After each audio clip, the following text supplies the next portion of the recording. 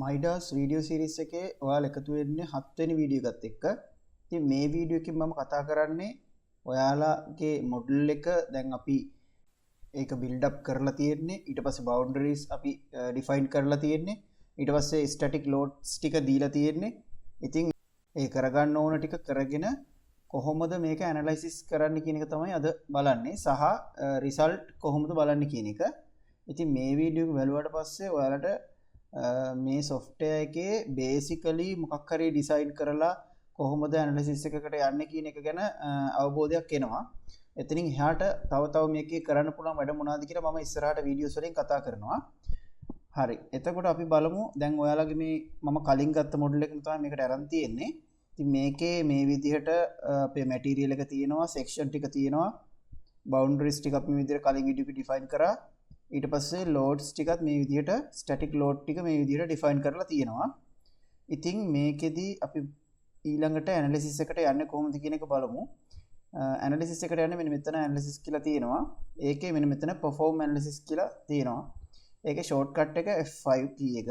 එහෙම නැත්නම් මෙන්න මෙතන ෂෝට්කට් එකක් දීලා තියෙනවා perform analysis කියලා. ඉතින් ඔය විදිහට අපිට ඇනලිසිස් කරගන්න පුළුවන්. ඉතින් මේක අපි මේ විදිහට ක්ලික් කරොත් මෙන්න මේ විදිහේ ඩයලොග් එකක් එනවා. ඇවිල්ලා මෙන්න මෙතන මැසේජ් එකක් එනවා. Your Midas job is successfully completed කියලා.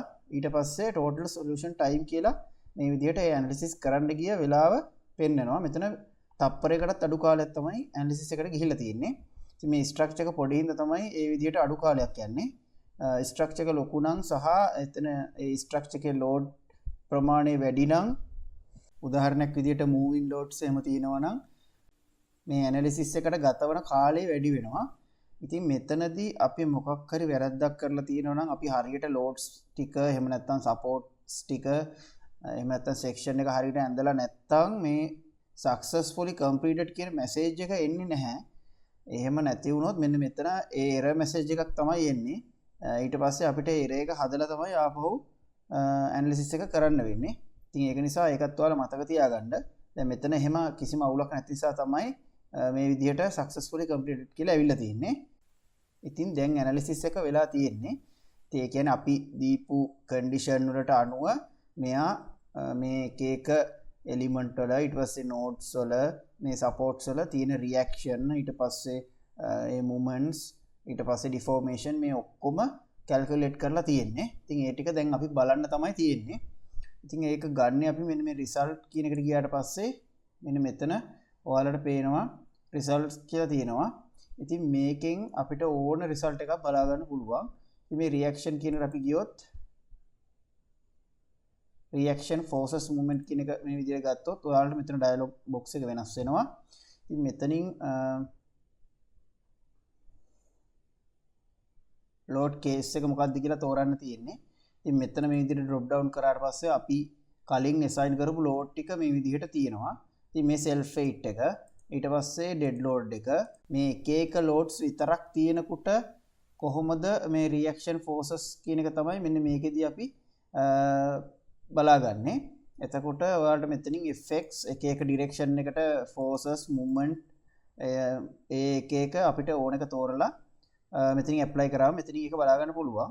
ඉතින් මම self weight කියන එකට දාලා මෙතන values කියන එක ටික එකක් දාලා මෙන්න මේකට ගියාට පස්සේ ඔයාලට මෙතන min max එක දෙන්න පුළුවන්. එහෙම නැත්නම් අපිට ඔක්කොම ඕන නම් මේක ටික එක අයින් කරන්න පුළුවන්. දශම ස්ථාන කීයකට ඕනද කියන එක දෙන්න පුළුවන්. දශම ස්ථාන 6ක් විතර දෙමු. ඊට පස්සේ මේ විදිහට ඕකේ දීලා මේ විදිහට දුන්නම මෙතනින් මේ forces ටික මේ විදිහට පෙන්නනවා. movement ටික. එතකොට මෙතන F5 කියන එක අපිට ඕන වුණොත් මේ විදිහට දාගන්න පුළුවන්.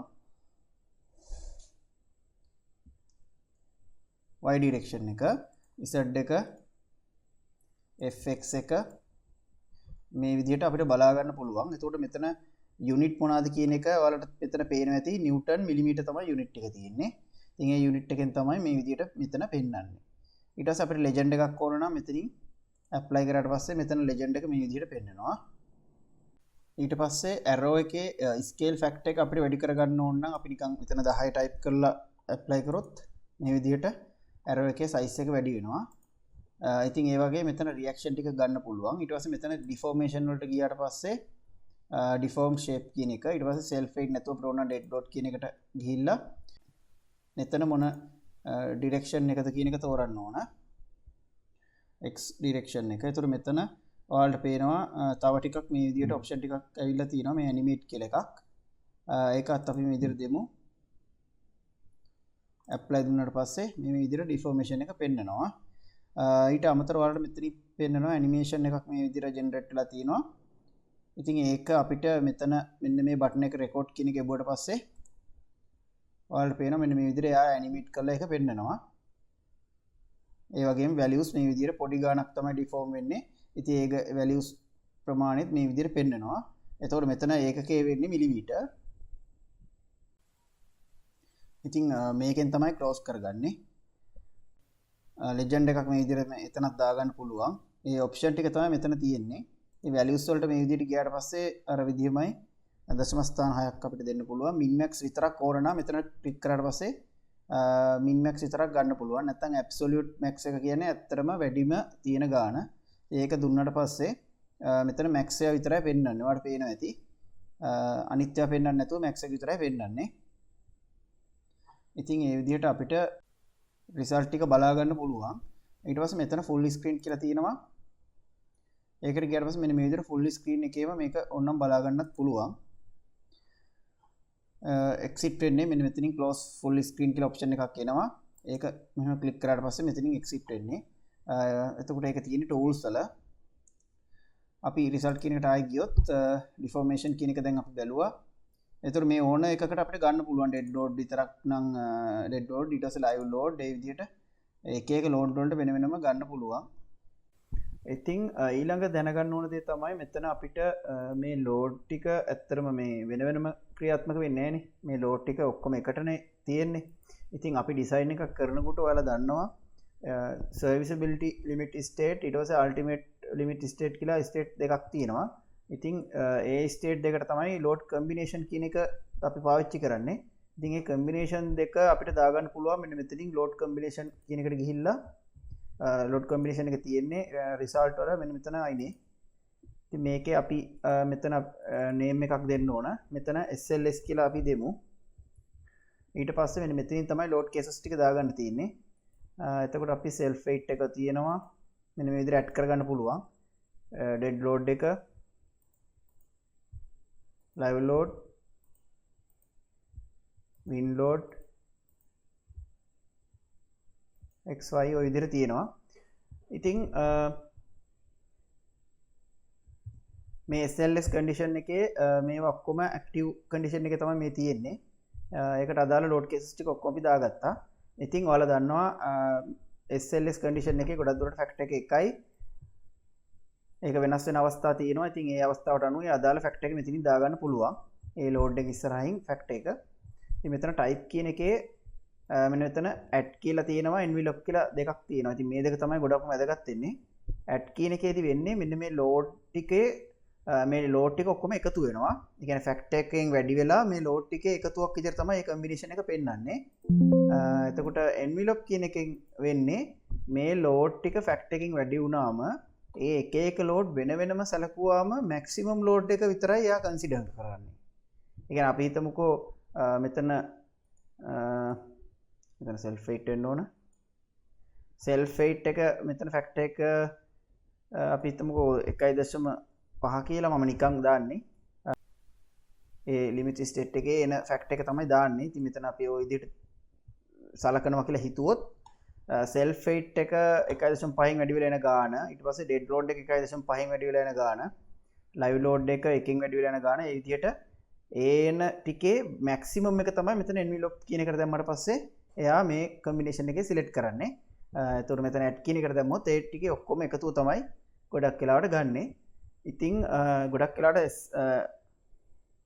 මේ envelope කියන එකට යන්නේ අපි moving loads එම දානකොට ඒ moving load වල maximum අවස්ථාවක් අපිට consider කරන්න වෙනවා. එක එක අවස්ථා 3ක් විතර සලකලා.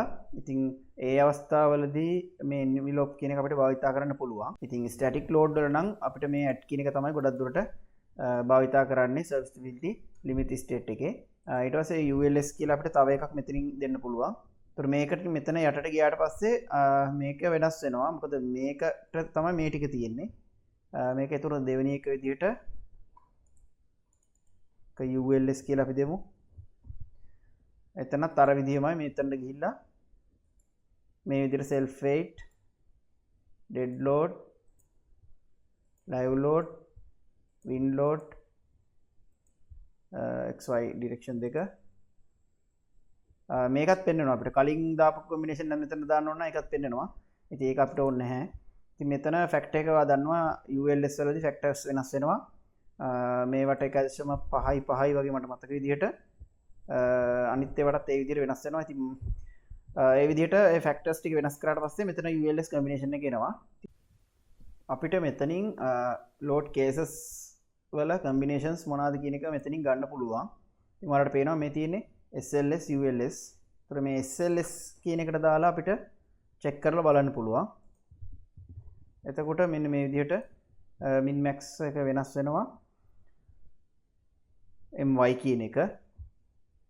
මෙතන එතකොට maximum එක තමයි මෙතන දීලා තියෙන්නේ. ඒක අපිට මෙතනින් values ගිහිල්ලා මෙතනින් අපිට එක ටික් එක අයින් කරලා පස්සේ ඔක්කොම ටික මේ විදිහට පෙන්නනවා. ඉතින් ගොඩක් කරලා maximum එක තමයි මෙතනින් හොයාගන්නේ. ඒක නිසා තමයි මෙතන values කියන එකේ අර විදිහට option එකක් දීලා තියෙන්නේ. දැන් absolute max එක තමයි අපි ගොඩක් වෙලාවට ගන්නෙ. ඊට පස්සේ තමයි අපි analysis කරන්නේ සහ ඒ අනුව තමයි අපි design එක තීරණය කරන්නේ ඉස්සරහට මෙච්චර movement එකක් මේකට එනවා කියන එක තීරණය කරලා. ඉතින් මේ විදිහට අපිට ඇනලිසිස් එක කරාට පස්සේ එන රිසල්ට් අපිට බලන්න පුළුවන්. ඉතින් මේ විදිහට තව මෙතන forces තියෙනවා, thrust forces. මෙතන මේ beam diagrams කියන එක තමයි අතරම ගොඩක් වැදගත් වෙන්නේ. ඒක නිසා තමයි මම ඒක පෙන්නුවේ.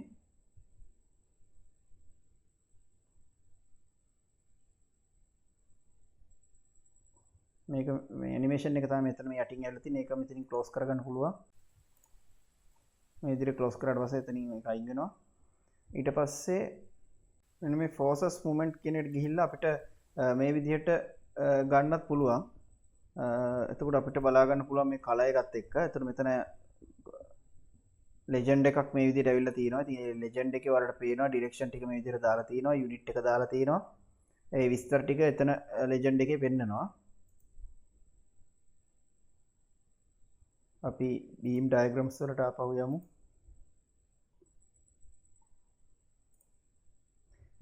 මේක එතකොට ස්කේල් එකත් මේ විදිහට වැඩි අඩු කරගන්න පුළුවන්. මේක පැහැදිලි නැත්තම් මෙතන ස්කේල් එක අපි හිතමුකෝ 5 දීලා මෙතන ඇප්ලයි කරාට පස්සේ මේ ඩයග්‍රෑම් ලොකුවට පෙන්නනවා. ඉතින් ඒ වගේ ඔප්ෂන් මේකේ තියෙනවා, ඔයාලට බලා ගන්න පුළුවන්.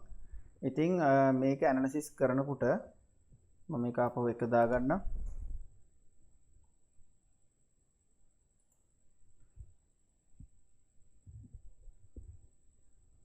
අපි combination එක ULS එකට නිකන් දාලා මේ විදිහට දුන්නොත්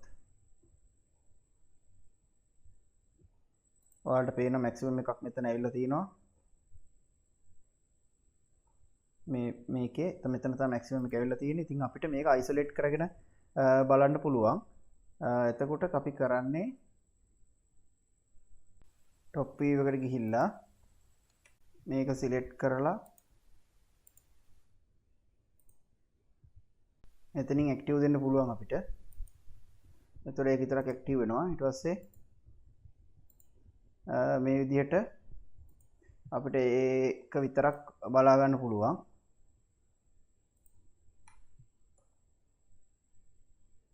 ඒ විදිහට අපිට isolate කරලා ඒ option ටික මෙතන මේ විදිහට භාවිතා කරන්න පුළුවන්. ඉතින් අනිත් දේ තමයි මෙතන animation එකක් ඉස්සෙල්ලා මෙතනින් ආවා. ඒක අපිට මේ විදිහට save කරගන්න පුළුවන්. මෙන්න මේ animation එක අපිට save කරගන්න පුළුවන් AVI file එකක් විදිහට. මෙතනින් ගියාට පස්සේ ඔයාලට පේනවා මෙතන AVI file එකක් විදිහට මේ වීඩියෝ එක save කරන්න පුළුවන්. ඒ option එකත් මෙතන තියෙනවා. මෙතනින් close කරගන්නේ. ඉතින් ඒ විදිහට අපිට analysis එක අපිට අවශ්‍ය විදිහට කරගන්න පුළුවන්. ඉතින් මම හිතනවා ඔයාලට මේකේ ඇනලිසිස් එක කරගන්න විදිය ගැන හොඳ අවබෝධයක් තියෙනවා කියලා මේකේ solid fill එකක් අපිට ඕන එහෙම දාගන්නත් පුළුවන්. ඉතින් මේ විදිහට තමයි ඇනලිසිස් එක කරන්නේ සහ අපි මේ එක එක members වල මොනවාද තියෙන forces සහ maximum මොනවාද minimum මොනවාද කියන එක මේ විදිහට තමයි ගන්නෙ. ඉතින් අපිට ආපහු initial view එකට යන්න ඕන නම් මෙන්න මෙතන ඔයාලට පේනවා මෙතන ib එකක් ඉන්නවා මේ ඉබ්බා lock වෙලා තියෙන්නේ දැන්. එතකොට ඒ lock වෙන්නේ ඇනලිසිස් එක perform කරාම මේ ඉබ්බා මේ lock එක ඇරියට පස්සේ අපිට ආපහු initial view එකට යන්න පුළුවන්. මේ විදිහට අපිට කලින් තිබ්බ view එකට මේ විදිහට එනවා. ඔයාලට පේනවා එතකොට මේ විදිහට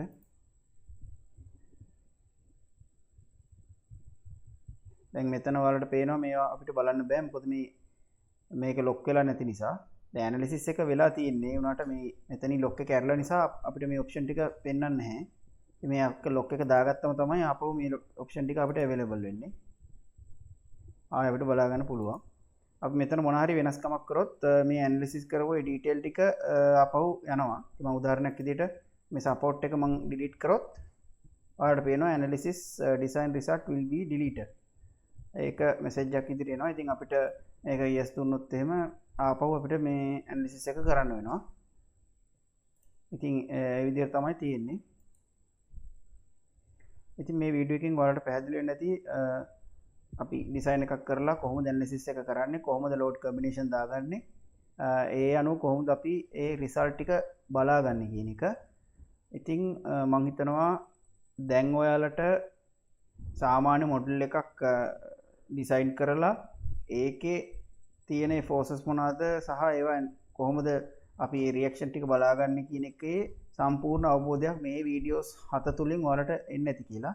ඉතින් අපි තව ටිකක් ඉස්සරහට ඊළඟ වීඩියෝස් වලින් තව ටිකක් මේක ඇතුළට ගිහිල්ලා ඊට වඩා ඇඩ්වාන්ස් විදිහට කොහොමද කරන්න කියන එක ගැන බලමු.